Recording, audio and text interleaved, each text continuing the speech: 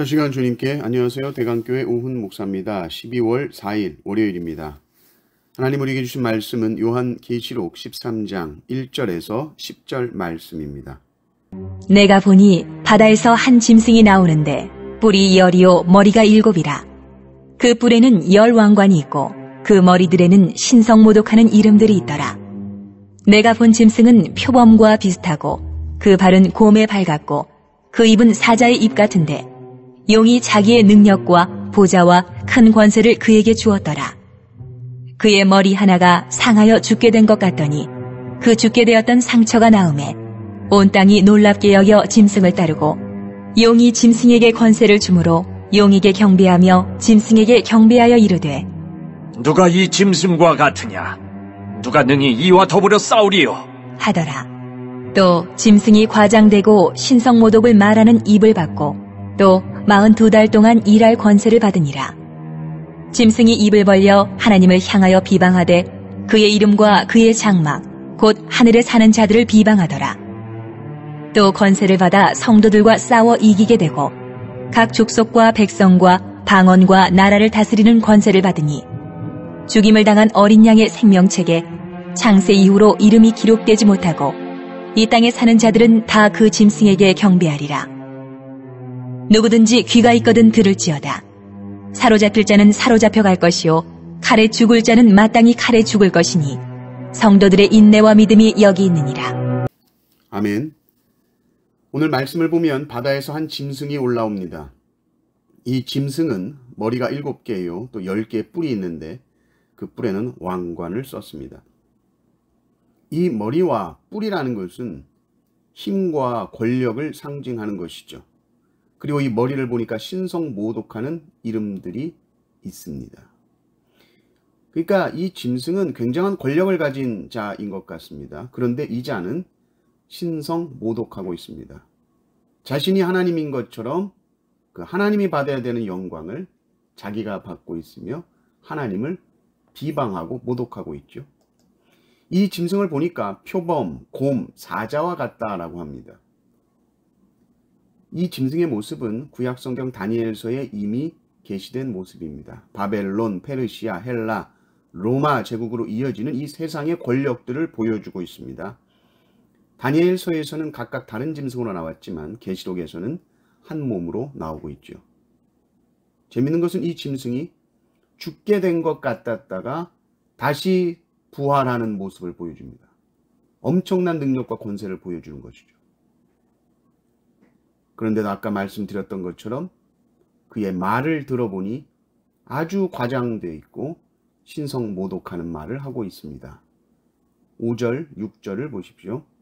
또 짐승이 과장되고 신성모독을 하는 입을 받고 또 42달 동안 일할 권세를 받으니라. 짐승이 입을 벌려 하나님을 향하여 비방하되 그의 이름과 그의 장막 곧 하늘에 사는 자들을 비방하더라. 이 짐승이 하는 짓을 보니까 말이에요. 입을 벌려서 대부분 일을 합니다. 근데 그 입을 벌려서 무엇을 하는가 봤더니 신성모독이요 하나님을 비방하는 것이요 뿐만 아니라 하늘에 사는 자들도 비방하더라 이렇게 나옵니다. 하늘에 사는 자라면 천국 백성을 말하는 것이겠고 또 이 땅에 살아남은 하나님의 백성들도 다 천국 백성이죠. 그러니 이 짐승은 하나님의 교회를 모독하고 공격하는 말을 하는 자입니다. 비방이라는 것은 말로 하는 것이죠. 말로 더럽히는 것입니다. 그러나 하나님은 말씀으로 세상을 창조하셨습니다. 그러나 이 짐승은 지금 말로 파괴하고 있습니다. 말로 인간을 타락시키는 것이죠. 하나님의 말씀은 우리를 살리고 생명을 주지만 사탄의 말은 우리를 죽입니다. 지금 이 짐승은 하나님의 백성들을 비방하고 또 성도들과 전투를 해서 싸워서 심지어 이기는 모습까지 보여줍니다. 7절을 보면 또 권세를 받아 성도들과 싸워 이기게 되고 각 족속과 백성과 방언과 나라를 다스리는 권세를 받으니 이렇게 나오죠. 이 짐승이 성도들과 싸워 심지어 이기는 모습까지 보여주지만 이 짐승이 성도를 이기는 것은 잠시 그렇게 할 뿐입니다. 5절에 나온 대로 짐승이 일하는 시간은 한정되어 있습니다. 42달입니다. 정해진 기간만 활동할 뿐입니다. 그러므로 성도는 이 42달의 기간 동안 그저 패배만 하고 있는 것이 아니죠. 더욱 강해지는 시간이고 더욱 성숙해지는 시간입니다. 물론 배교자들은 그 짐승에게 경배하게 될 것이지만 참된 성도는 끝까지 인내할 것이요 견디게 될 것입니다. 10절을 보십시오. 사로잡힐 자는 사로잡혀 갈 것이요 칼에 죽을 자는 마땅히 칼에 죽을 것이니 성도들의 인내와 믿음이 여기 있느니라. 실제로 당시 초대교회 성도들은 황제 숭배를 거부하여서 체포되기도 하고 감옥에 갇히고 죽임을 당하기도 했습니다. 이때 필요한 것이 인내요 믿음입니다. 인내라는 것은 평소에는 드러나지 않습니다. 그러나 역경 속에서 빛을 발휘하는 것이 인내입니다. 이 시대는 점점 견디는 것을 잘 못하는 시대인 것 같습니다.